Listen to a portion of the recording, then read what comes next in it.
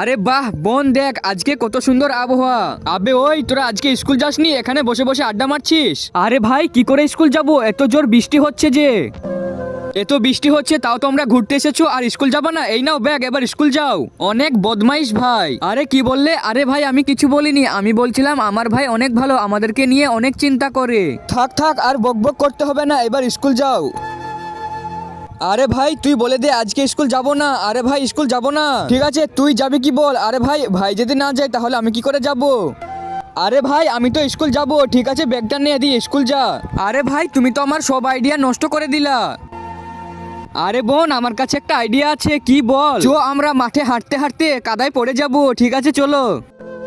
আবে ওই, শুনেছি 10 জন আমিন লিখলে সেই দোয়াটি কবুল হয়ে যায়, তাই আমি দোয়া করে দিলাম যে আমার ভিডিওটি লাইক করে দিয়ে চ্যানেলটি সাবস্ক্রাইব করবে। আল্লাহ তাআলা তাদের পরিবারকে যেন অনেক ভালো রাখে।